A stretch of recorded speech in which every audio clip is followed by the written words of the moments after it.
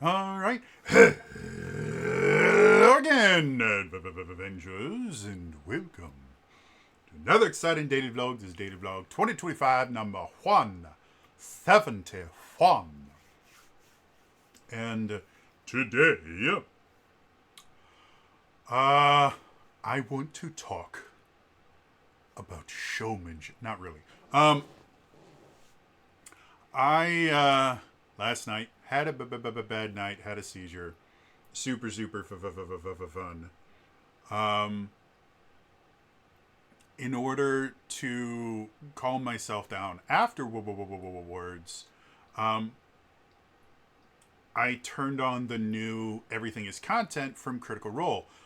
This past Tuesday, they they played Magic the Gathering, specifically Commander. It was Matt Mercer, um, Whitney Moore, Ife Nwadaway, and Marisha Ray.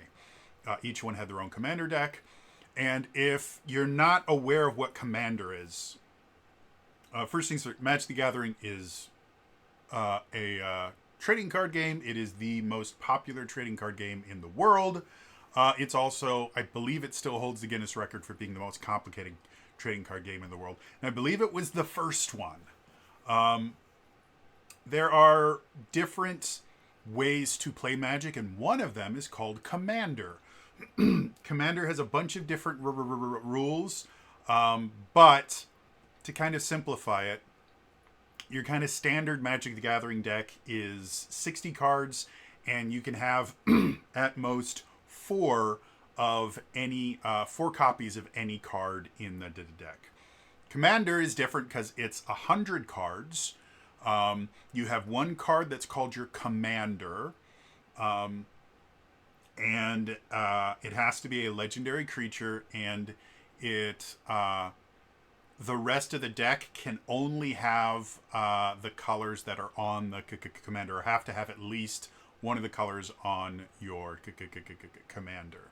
The other thing that makes Commander unique is it's you can only have one of any card instead of four, other than basic lands, which is what you use to power all your abilities.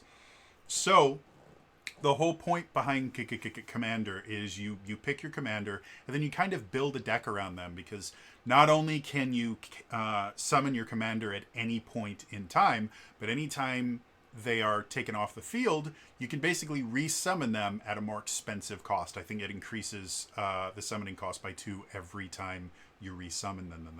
So the other thing that's unique about Commander is it's not designed for 1v1. Commander is designed for 4 people to go against each other. So you have 3 other opponents, and each other person has 3 other opponents. If it sounds complicated, it kind of is. There's more rules and stuff, but that's kind of the basics of Commander. So I watched this, and I've been playing a lot of Magic the Gathering recently because they have a Final Fantasy set. That's what this particular Commander thing was supposed to show off, is the new Final Fantasy set. So each one of the commanders is a Final Fantasy character. I think Mercer had Vincent Valentine from Final Fantasy VII. Marisha had... Who did Marisha have? She had Cloud Strife, again from Final Fantasy VII. Whitney had Tidus from Final Fantasy X, and Iffy had Ishtola from Final Fantasy XIV. And Iffy's deck was basically a who's who of Final Fantasy XIV characters. Like, he was just pulling out Final Fantasy XIV characters like crazy, because there's a billion of them. And it's obvious he doesn't play Final Fantasy because he couldn't pronounce any of their names correctly. But anyway, so I was watching this. And again, if you guys remember quite a while ago now, I think it's been almost a year, because it was, I think, last September, Geek and Sundry had a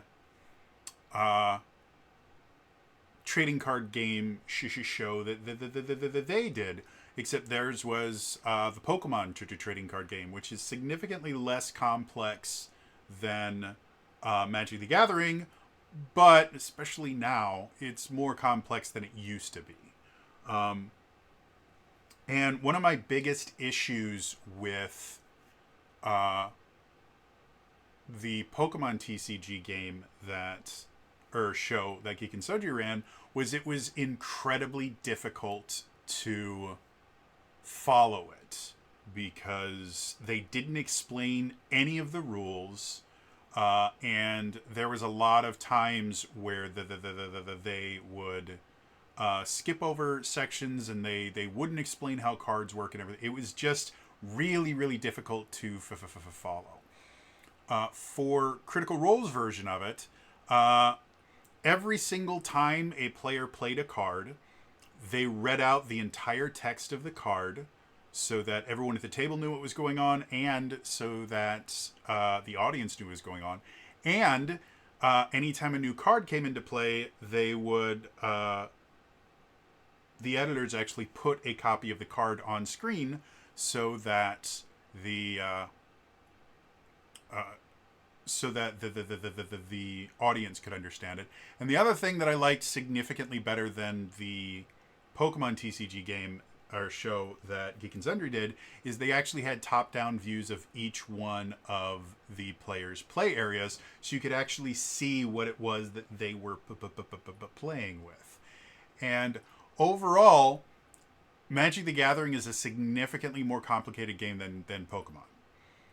Commander is a relatively complicated version of Magic to play because all the players have more life, you have a significantly bigger deck, and you can't have more than one copy of any card in there. So you're seeing a lot more different cards than you're going to see in kind of a standard Magic the Gathering game.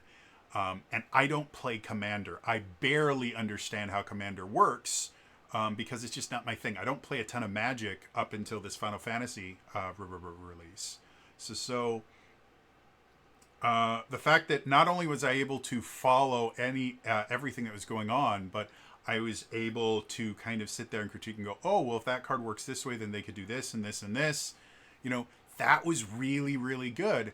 And it brought me back to the idea of just live plays in general with complicated things like tabletop RPGs and the idea of, you know, teaching the audience while you are playing and just how important that is if you want people to be able to kind of follow it.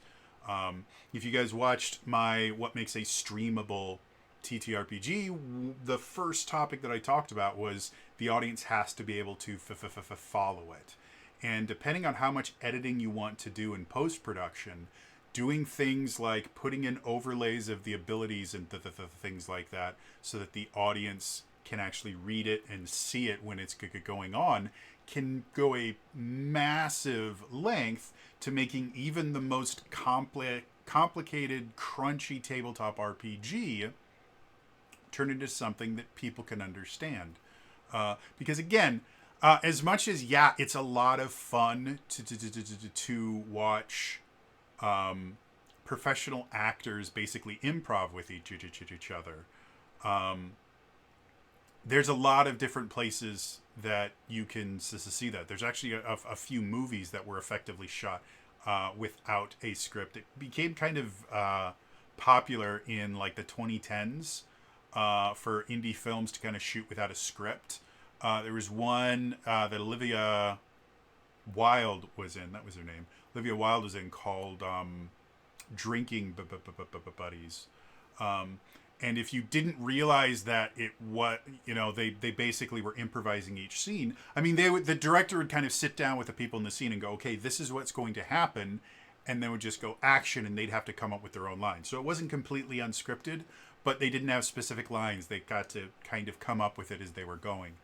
If you didn't know that and you watched it, it would seem off. Like you would watch it and go, this doesn't feel like a movie.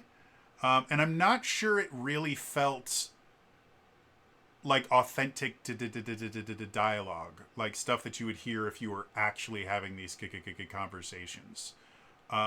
but it was very different. And if you understand that, and if you're really into acting like me, it's actually a really fascinating movie to watch, to see where they make their choices and everything they do. It's a fascinating thing.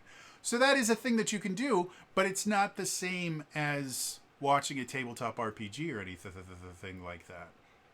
You know, that is a game and there are rules, and that dictates what's going to go. And for the audience to get invested, they kind of have to understand what's going on. The same thing can happen in a movie. If the movie has done a poor job of explaining the stakes of whatever is going on, the audience is just going to go, so why do I care? And so, yeah, I just thought that this particular version of a tabletop or of a TCG show was really, really good. I really, really enjoyed it. I'm not going to spoil anything from it, other than to say you should probably watch it. If you enjoy Magic the Gathering, definitely watch it. If you've never played Magic the Gathering at all and have no interest in it, it's still fun. It's obvious that two of the players were not well-seasoned Magic the Gathering players, and then it was obvious two of the players were very familiar with how Magic the Gathering played. And it was just fun kind of watching them interact and learn every thing. If you are an MTG like pro or veteran, there will be a few things in there that just kind of make you grind your teeth, because again, one of the players admits that they'd only been playing Magic the Gathering for 6 months and had never seen the deck that they were going to be playing. And the other one that was a little bit less versed in the game doesn't ever say how long they were playing for. So they make some pretty obvious mistakes and do some faux pas stuff that wouldn't happen with seasoned players. But if you can get past that, it's really, really fun. So, yeah. Other than that, I'm just still not feeling great. Like I said, I had a seizure last night. It was not fun at all. I think I pulled something. I knocked. I have a headboard now, and I keep water up there so that I can keep myself hydrated when I can't get out of bed. And I knocked my water bottle over. Luckily, it was sealed, so nothing spilled. But like 20 minutes after the seizure, as I'm parched, I'm like flailing around because I can barely move. I'm trying to find my water, and I'm like, how the hell do I not have any water? And then I just kind of give up, and I flop my arm down and feel the water bottle on my pillow next to me. So anyway, yeah, I'm recovering from that. I canceled my Zelda game on Saturday because I'm just still not feeling great. So, yeah. Update on the Dagger Hearts Village of Hamlet game. Right now, we're focusing on trying to keep it to Tuesday nights. I don't know when the next session is going to be, but we are actively working towards having another session and hopefully finishing off at least that aspect of the game.